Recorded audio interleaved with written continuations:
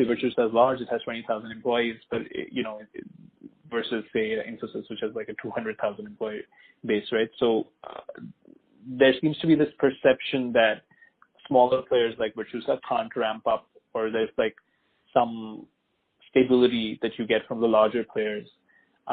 So just from the delivery perspective and the sort of client perspective, at what point does scale actually matter?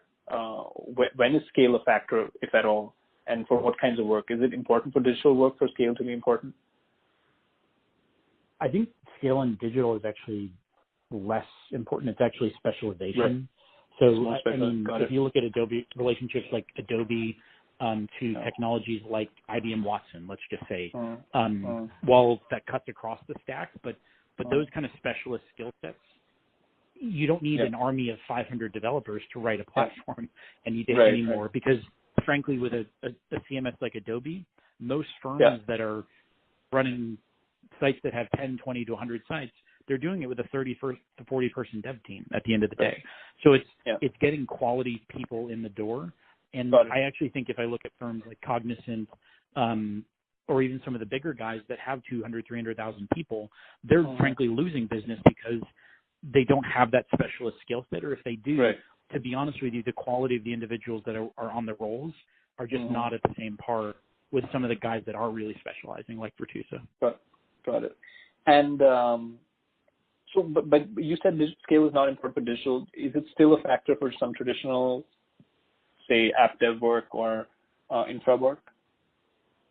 Yeah, if you look at ASM work, or if you're looking at kind of large Java tiers that you need to manage across the enterprise, absolutely it is important. But if I look at it from an organizational standpoint, I see a lot of firms that are trying to find ways to get off those massive stacks that have IT teams in the thousands, and they're trying to find ways to use microservices to reduce TCO models around devs, to even kind of app tiering. If you're looking at, like, let's say some of the large players that are starting to move things into the cloud, they're using things like AWS as a way to again kind of decouple the enterprise from the monolithic stacks that they had, and they're going away from that 7,000 person dev team to try to get to a model that's 30 to 50% less from a cost standpoint.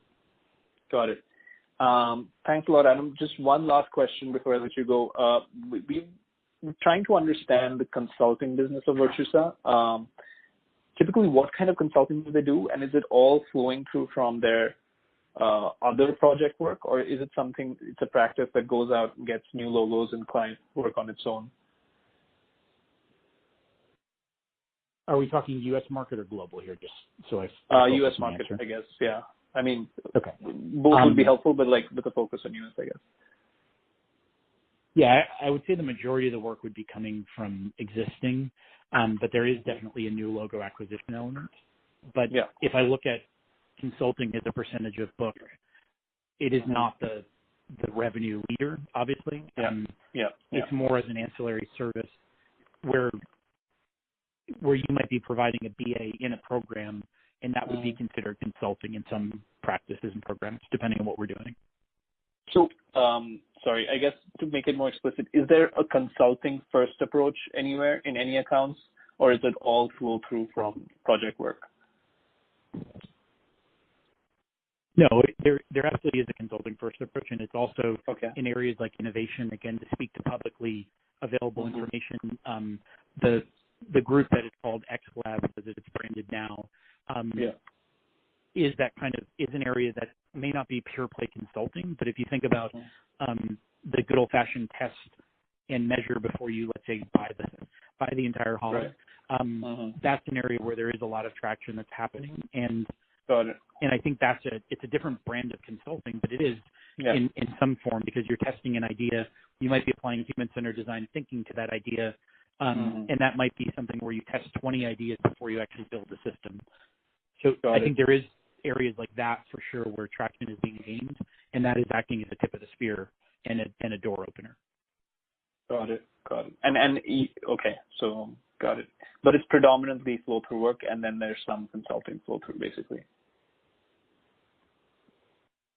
Correct. Okay. Got it.